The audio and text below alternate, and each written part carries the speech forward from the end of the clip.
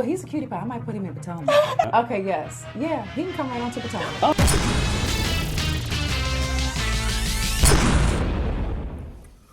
What's up, y'all? It's your boy Richie Scott. We're back with another video. I want to thank you guys so much for tuning into this channel. Make sure you guys click that subscribe button down below, hit that notification bell button so that you can be clued into when we drop new content right here on this channel. Now, with that being said, let's get into the news. Now, today we're going to be talking about EVELYN and Chad OCHOCINCO, okay? Because he is basically speaking out about what happened between him and EVELYN those years ago, okay? Now, honestly, I feel like he's back in the spotlight for this because of OG and EVELYN, okay? They brought him up on the show. They had all of this stuff to say about him. They exposed his text messages. And I want to know what you guys think about this. Do you guys think that they're bringing light to an old situation, inadvertently so? But do you think that he should still be held accountable for it? Let me know what you guys think as I read you guys what exactly is going on right now. Now, the story is being set this way. Now, they're saying that outside of being a bad girl of reality TV, EVELYN Lozada is known for her affiliation with men who play professional sports. Now, before ending her most recent engagement to Carl Crawford, she was married to NFL player Chad Johnson and previously in a 10-year relationship with NBA player Antoine Walker, okay? Now, EVELYN's and Chad's relationship was chronicled on Basketball Wives when it was in the Miami franchise, and they even filmed their own VH1 reality series, Evan Ocho. Now, that show never aired after the couple split following domestic violence, but he reflected on the moment in his marriage and how it ended. Now, before we get into what he said, now let's just go back to what led to EVELYN and Chad's breakup. They were a fiery couple. They fought hard and loved harder. After dating less than a year, the couple became engaged in 2010. Their relationship was filled with many intense moments, but one incident would cause a permanent fracture, okay? They married in a 4th of July ceremony in 2012. Just 2 months later, on August 11, 2012, they got into an argument after she found a receipt for condoms in the car. Now, according to sources, EVELYN threatened to leave him, which angered him.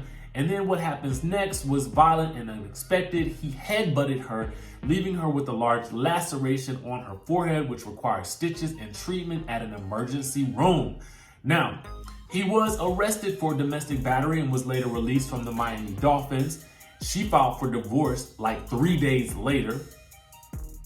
But the divorce was finalized a month later. Now, here's the thing. He was able to avoid jail time, but he was placed on a year of probation.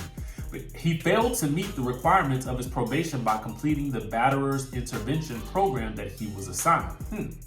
Now, that also marked his final season in the NFL, and he and EVELYN moved on to different relationships. He never played professional football again, and he's spent his time away from the league rebuilding his personal life, and he appears to be doing well. Now, he recently reflected on the incident with his ex-wife by responding to a fan on Twitter. Known for his sense of humor, a fan asked him how he maintained such a positive attitude. He said, "Sis, I lost my temper for 3 seconds years ago, and it cost me a lifetime's worth of work in less than 24 hours. It's really easy to be positive now after getting it all back." Now, they're saying that that's exactly what he's been doing today. Earlier this year, he announced he was getting into another sport, which is soccer. And he's also the co-host of a podcast, the OCHOCINCO and Dukes podcast. Besides sports and radio, he's the proud father of 7, okay? Now, both he and EVELYN have maintained their love was real and that they still care for each other. Last year, EVELYN revealed in an interview that despite the two not having a current relationship, she trusts Chad with her life. She also had one of his daughters on Basketball Wives this past season. And so it does seem like things are amicable between the two, which is interesting. I think sometimes what happens is when we hear about domestic violence, it's sometimes difficult for us as people who are hearing about it to forgive that it happened. And it's important for the person who it happened to forgive the person And it's also important for the person to somehow forgive themselves. But I want to know, do you guys forgive him? What do you guys think about this whole situation with Chad and Evelyn and him being brought back into this whole OG situation? I want to know your comments down below. Now I want to talk to you guys about Miss Malaysia Pargo. Now I'm not even going to tell y'all no lies. Malaysia, since the franchise started, I've been a fan of Malaysia since the beginning, okay? But right now, we got to get into the news about her clapping back at some fans that have been calling her phony. Let's get into the story. Now, y'all know Basketball Wives is in hiatus mode, but the fans are still discussing what went down last season. Okay, it's still a hot topic on social media, and a lot of fans are very opinionated and passionate about this show. Now, this is something that allegedly annoys Malaysia Pargo.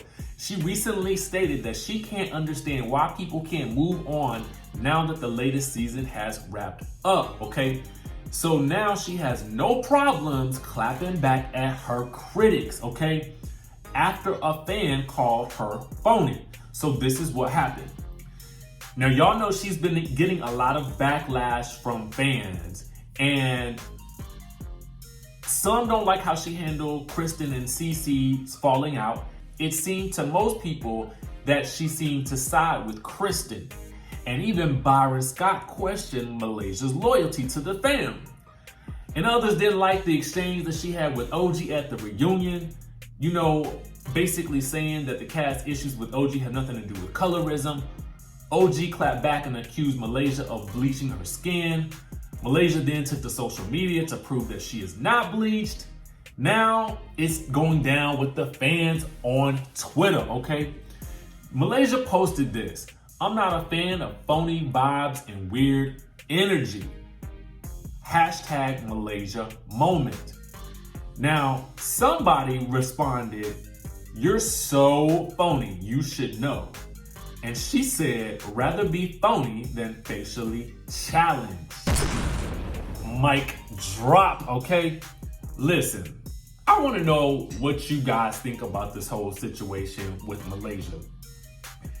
Is Malaysia problematic for you guys at this point in time? Because, you know,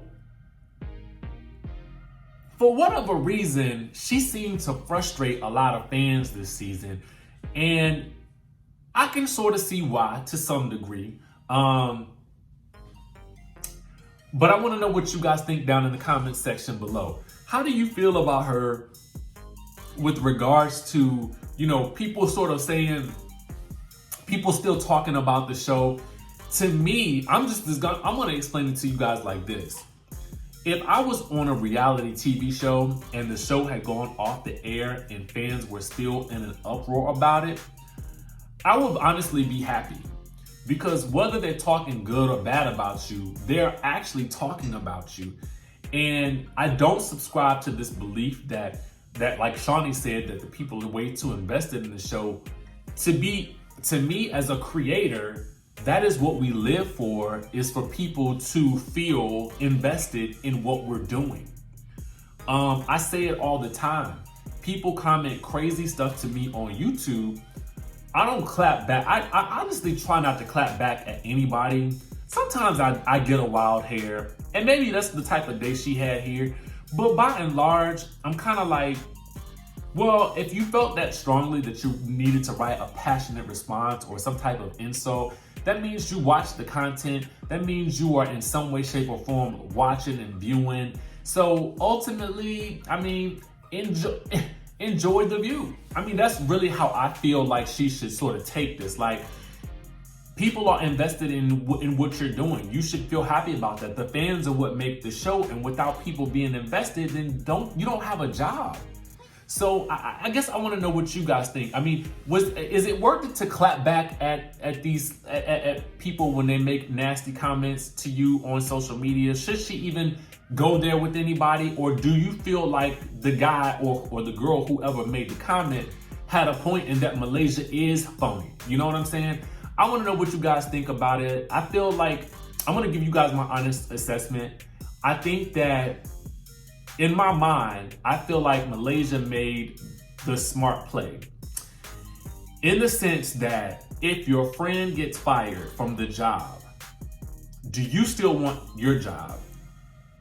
Because it might be paying the bills, right? So what do you do in that instance? Do you take the Steve Harvey route and keep cashing them chips and checks on the show? Or do you stand firm with your girl? And I'm talking about Brandy. And I really want to do a follow-up on Malaysia and Brandy. That's coming soon, y'all. That is definitely coming soon.